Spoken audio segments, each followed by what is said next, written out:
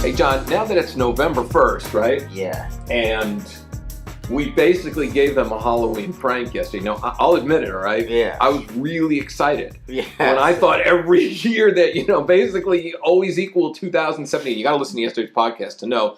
But there was this thing that went around the internet. Can I just tell you? Can we give the history? Please give the history of it, because I feel like an idiot right now. Yesterday, or the day before yesterday, I got a text message from my dad. And he said... Such a dad thing Yeah, to do. yeah. And it said, take your year you were born plus your age, and it'll equal 2017. This only happens once in every 1,000 years. And I did it, and I was shocked. And then I started thinking of people I loved and taking their birthdays, their years. Me too. And I was like, oh my God, I was so shocked by it. And then I started telling everybody about it, right? And I couldn't believe it, right? And then I even was saying it to I was actually working with a bunch of clients, and a lot of these guys were really math genius types.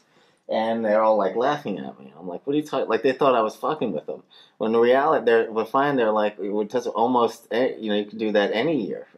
Any year. I didn't get on to it. So if it's, next year, what is it, 2018 plus your age, it'll equal that, right? Is that true? I still don't understand it. Yeah, because my daughter is 10. Yeah. My daughter was born in 2010. Yeah. And next year, it's 10 plus 8 is 2018. It works every year. Are you sure it works? But here's the one place it might not work. What if, you know how sometimes if I'm born in August, right? So maybe this first 8 months of the year, I'll still be the other year. It'll only be after my birthday. No, see, the way I phrased it to people was, you have to do the age of the year that you're going to be in that year.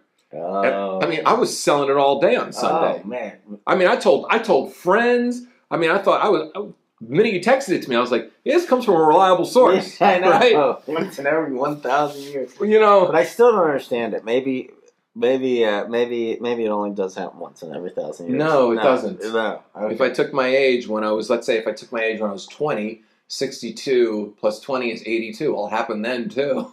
Oh, wow. It happens all the time. Wow. What a great one, though, huh? Yeah, who came up with that one? I know. I almost posted it on Facebook, and I never post on Facebook. You should post it on Facebook anyway, so and nobody caught on. I know. No one was. It was only these math guys that started to. They acted like I was making fun of them or something because it was so. Really? Obvious. Yeah, because it was so obvious to them. Yeah. Oh my God! Everybody I told. Yeah. And they're all pretty smart people. Yeah. All thought it was the coolest thing they ever heard. I know. How did we fall for that? I don't know, but it was fun, and we'll use it some more. It was such a dad thing. That was something. Yeah, if my dad was alive, that's something my dad would have done. Exactly. But then I wouldn't have trusted it if it came from my dad. I know. Because it's such a dad. Dads have that corny sense of humor, and it's funny. Sometimes I'll embarrass Layla. Yeah. And I'll start singing something or doing something, and all of a sudden she'll look at me and she goes, "You're embarrassing me." And I'm thinking oh my God, I became a dad just now. Oh, right. Dads do that. I can see that. We're not as cool as we think we are. Oh. That's funny. How's your Halloween? Well, I just chill it out. I'm not I always like to stop by the parade, so I stop by the parade, but I go on the outskirts of it. It's fun to see all the people and all that, but I don't want to get in the mix. You get stuck in the crowds. But other than that, I just chilled out. What do you think? It's November, man. So everybody says that this year went faster than any other year they've ever experienced. But don't we say that every year? Well, it's been going. Yeah, I guess it has been going fast.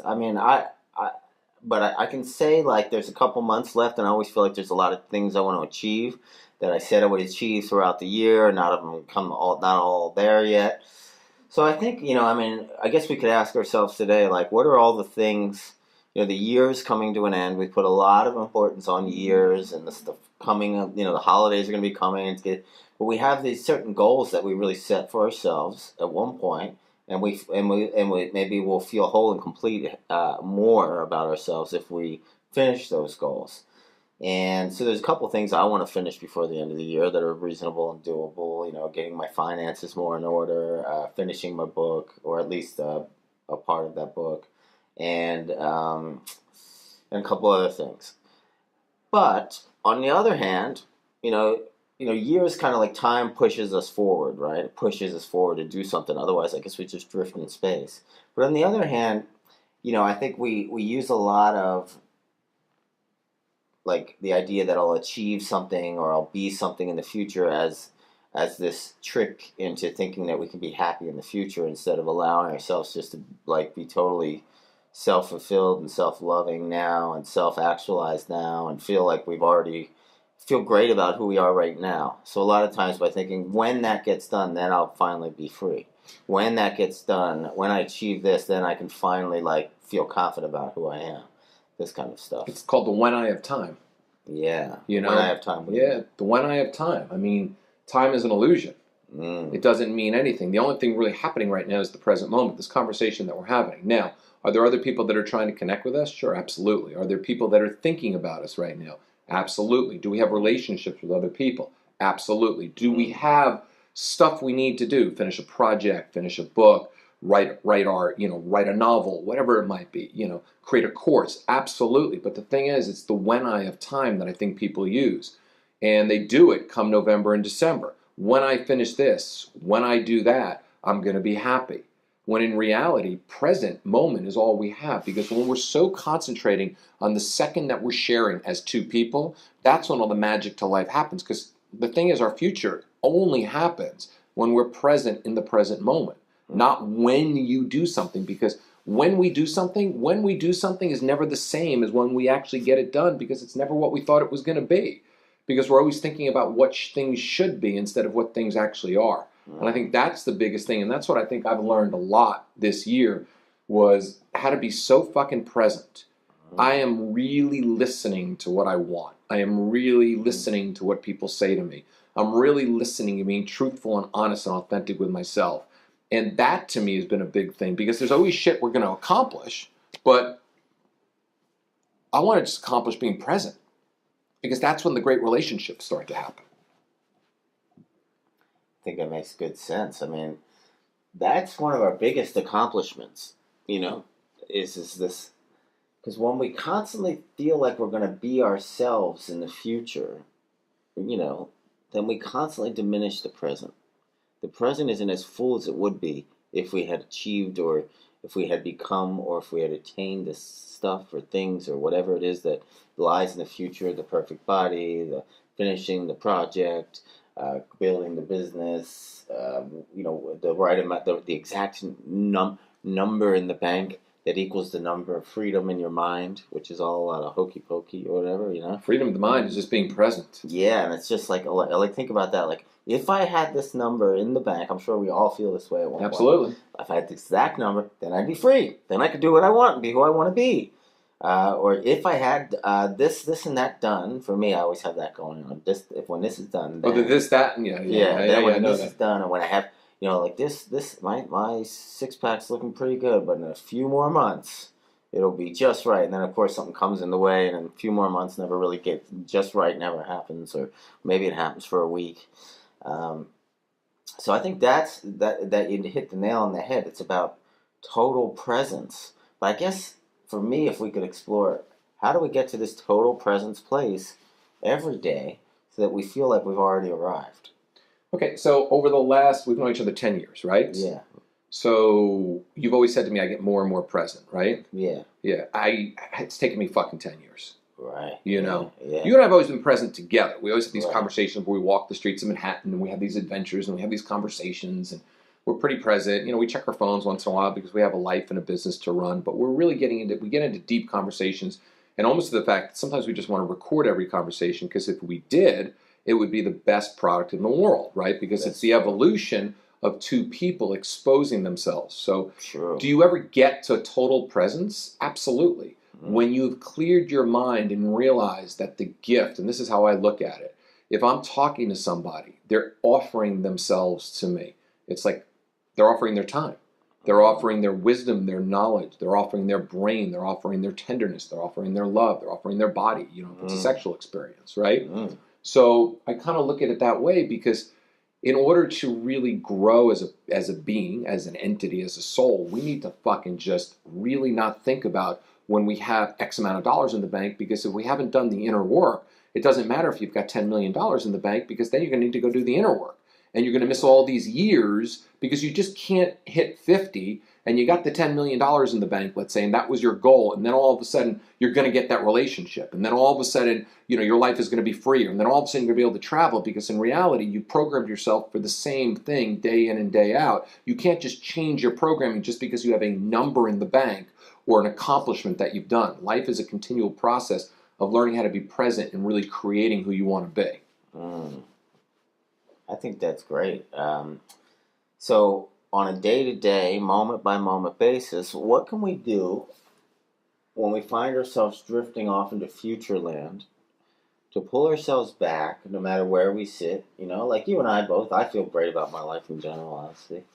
You feel great about your life in general, honestly.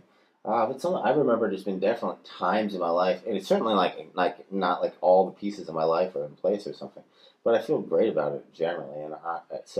But there's certainly been times in my life where it was really a lot less stable than it is now, And so, in some of those times, I became more present than I ever was because I had no choice. If I thought too much, I'd really go. It would have been terrible. When you have no money in the bank, if you think about it too much, you're going to end up depressed. If you have you don't know where you're sleeping in a week from now. If you think about it, you're going to be depressed.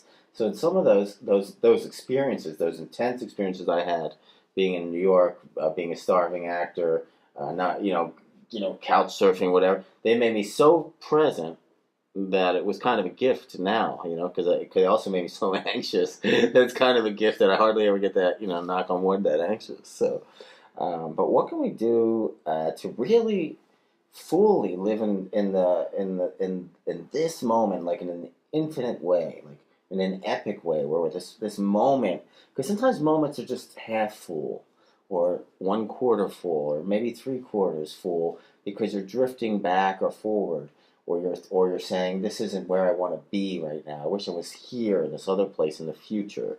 How can we make this moment the fullest moment that we could possibly have?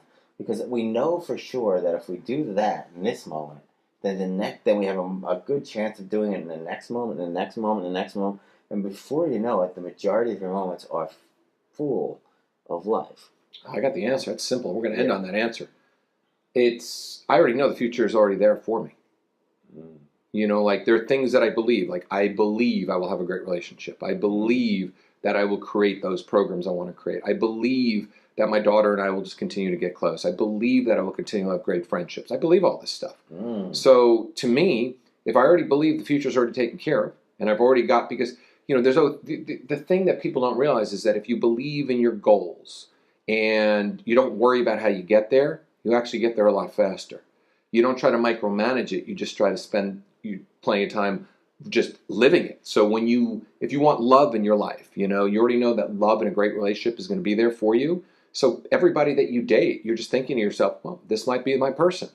And you take it on much different. And if they're not your person, you're actually okay with it, because you say to yourself, well, this isn't my person. My person's waiting for me. Let me go find her.